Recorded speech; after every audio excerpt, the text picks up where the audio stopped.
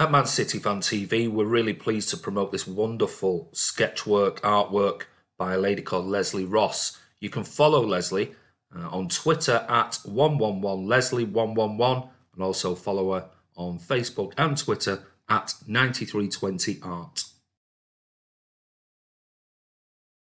Hi guys, it's Andy from Man City Fan TV. Well, this is just a quick video talking about Pep's press conference that finished about an hour or so ago. Quite surprisingly, none of the journalists, I'm sure they'll ask the question in the embargoed section, but none of the journalists asked questions about the fitness of players.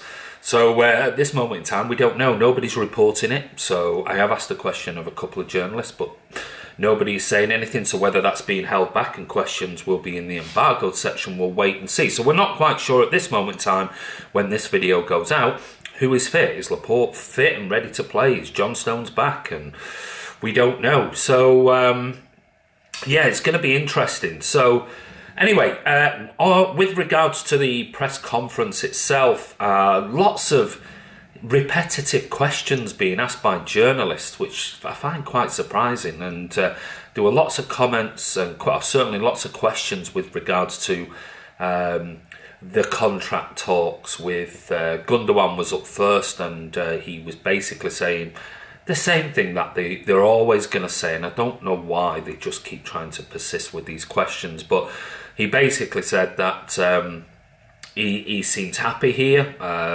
but he's not going to discuss his future until the summer, and then he's going to sit down with the club and he'll decide. He said it's going to be his last sort of major contract, so he wants to get it right. He's happy playing here. He said, you know, he was questioned whether the Premier League with its physicality is one of the issues, and he said absolutely not. No, I mean, no difference to other sort of leagues around the world. He was asked about the Champions League being imperative for City to win it, and he said obviously it's a European competition, something City haven't won the Champions League before, so obviously yeah, it would be fantastic. But he said when asked about how have City got more in them basically than they've shown this season, he said, well, I think actually we played better and we've done better because we're still in 4 competitions. You know, he said we've already won the Carabao Cup, we're top of the league and we're going for the Premier League, we're in the quarterfinals of the FA Cup, and obviously we're in the next leg, the return leg tomorrow, the last 16 of the Champions League. So we're in a better position than we were last year. So yeah, I mean, there were some questions in German as well. But yeah, basically the top and bottom is he's not going to give anything away. He's basically said, we'll discuss it in the summer. And that's it, end of story. And there's no point in journalists keep questioning and coming up. I mean, it's just, it must be frustrating for the player and for the manager as well. On to Pep Guardiola. When Gundogan left the conference room where the interviews were being held, he was asked again by a couple of journalists, one of them who I can't believe is still allowed into Manchester City after the horrendous sort of like headlines and disgusting language he used against Raheem Sterling last year, somebody of the Mirror.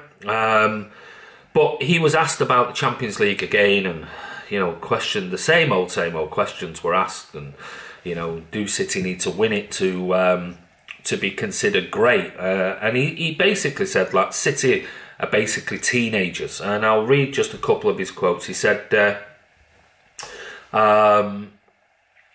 we could make another step this season, he said, but you need 20, 30 years, we cannot deny. If we arrive in the last stages of this competition, we make another step forward, but I think to compare with other teams, one success, if they were to win it this season, one success doesn't change it. He went on to say, we are teenagers in this competition. That's how I feel. We push ourselves. We will not be happy if we don't go through. We want it. He said the best way is to feel this kind of pressure. You have to dream to point as high as possible. At the same time, also accept that there are other teams thinking exactly the same thing, and we cannot deny how strong they are. He says that the teams need to be on high alert, the players tomorrow night, and if we're going to get through to the last 8. He also said I prefer this score than the one at Anfield when we were 3-0 down, and he just smiled. He basically said it's 90 minutes hard work ahead of us and we still have a job to do. We must make incredible efforts in epic salutations to go through. In the first leg, we had Nico sent off. 1 goal in the first few minutes. Anything can happen in this competition. These kind of situations take a lot of influence to control. We played many minutes 2-1 down. Then Leroy Sané makes an incredible action to win the game. We've had good results away in the Champions League. Here in the past, there are problems, but in this competition, every game is different. It's something special. 1 week ago, we didn't expect what would happen at Paris Saint-Germain or Real Madrid, so every game is different. We must play the perfect game and do what we need to do to go through. We still have a job to do, he said. I said many times, all clubs in group stages want to win this title. It's so nice to put in perspective. Going through is another step, but it's very difficult. This competition is judged when you are out in the last 16 and as a disaster. The fact is, it's a big success just to be here competing in the Champions League, and we are closer, so close to doing it. When you go through the group stages, it's a big success. Only a few teams go through every season. Imagine going to the last 8 best teams in Europe. It's an incredible success. I approach this competition in this particular way. And he was asked about pressure, and he said, I don't feel this kind of pressure to win it. Chelsea spent a lot of time to win it. Everybody wants it, but I don't feel the pressure. I have the pressure to do a good job, reduce our mistakes, punish your own mistakes and the quality of opponents. This competition, it's never just another game. It's always special. Players can do something unique. Focus is incredible. We have to focus tactically and mentally and try and win this game. So he was, as he always does, he's going to have the players, focused on tomorrow night. He's not going to take any chances. They could. I think he also mentioned in the press conference, I should say. Can't get my words out. When asked, he said, look, anything could happen. We could get a penalty against us. We could have a red card. Suddenly, the whole dynamics of the game changes. So, he's going to have the players focused. He mentioned about Nicolas Otamendi's second yellow card and said there was no need for it. The player was not in a dangerous position. He wasn't going anywhere. And why challenge like that? These things can happen. And obviously, we've lost Nicolas Otamendi. So there was one other question about the booing as well tomorrow night. Do you think the fans are booing? Pep seems to think that the City fans in general got on board a little bit more with UEFA and the Champions League anthem. I'm not sure that's going to happen tomorrow night. I must be honest. I'm not sure whether I'll boo or not, but after what transpired last week with the opening of investigations, I'll be very surprised if there's not a huge amount of booing when that anthem is played prior to the match tomorrow. Hopefully not, but I mean, it wouldn't surprise me in the slightest. So, what else have we got to talk about? He was asked about the incident that occurred yesterday, and basically, like everybody else has said, it's incredible. The scenes at the Villa Birmingham game and the Arsenal United game, and just said, it's not acceptable, and maybe it's more down to society than anything else, and I tend to agree with him. So it seems that that person himself has pleaded guilty to the offence. So let's see what the sentencing happens. But believe it or not, I think it goes under sort of FA rules, Premier League rules, rather than a sort of rule of law that we would have in the land. So don't be surprised if he gets a very minimal sentence, but maybe the FA will ban him for life from every single stadium in the UK, because that's exactly what he deserves. So on to team news for tomorrow. Like I said, we don't know. I can't believe no journalist asked the question right at the beginning, what are the current injuries?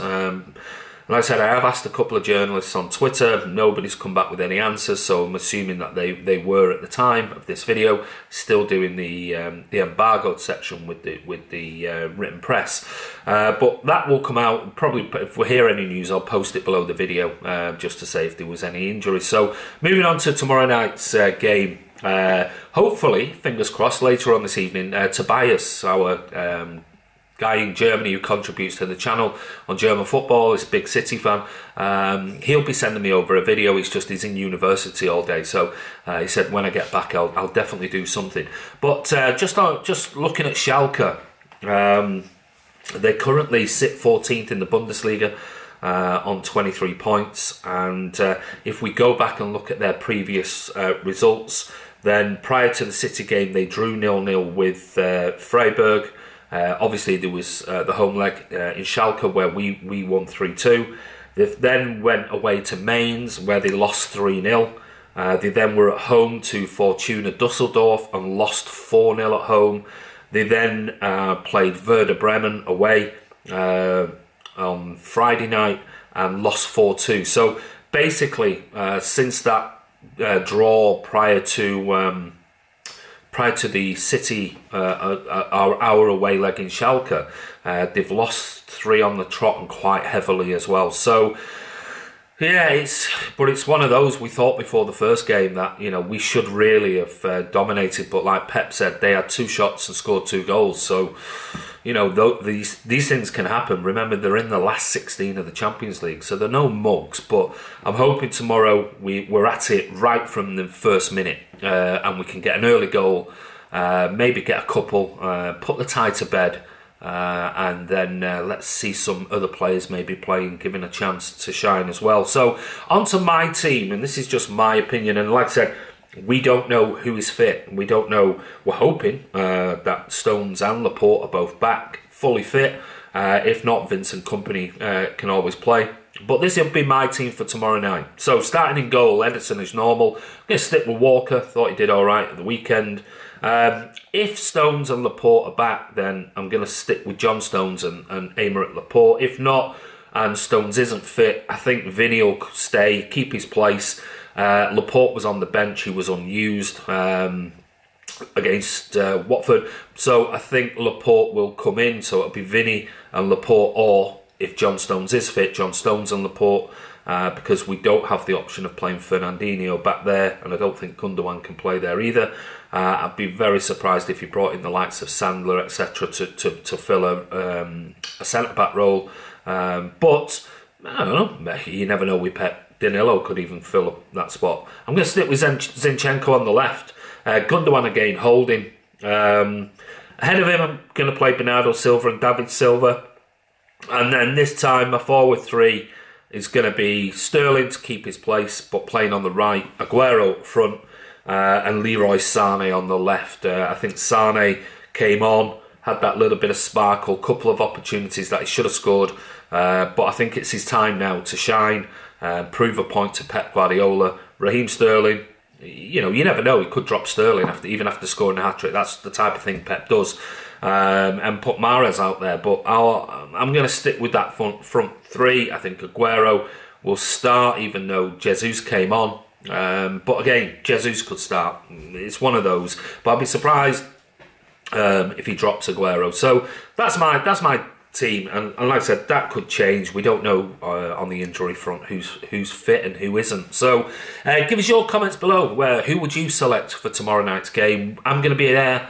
I'll be unfortunately Ray can't make it, so I'm going to be there. I'll be doing all the videos as normal, pre-match and post-match. Get as many interviews as I can with fans from the stadium. Going to meet up with a couple of people. They're going to be sat near me, people on Twitter who will come over for the game. One of them, Virginia Blues, who was in the post-match Watford interviews we did.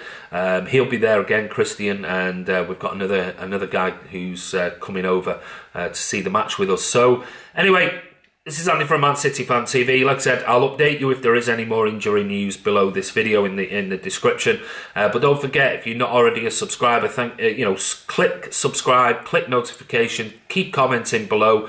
We'll give you some shout outs now to some of our followers, free of charge. We don't charge you anything. And thank you everybody who follows the channel. We've smashed through the 7,000 subscribers now, and 8,000 is the next target. So we're really chuffed, and that's all down to you guys for subscribing, commenting below, and giving us all those positive comments. And more videos might come out later, hopefully, if Tobias does send them through. If not, there'll be more videos tomorrow when I'm at the ground. And this is Andy from Man City Fan TV. Take care, have a good day, and we'll see you soon.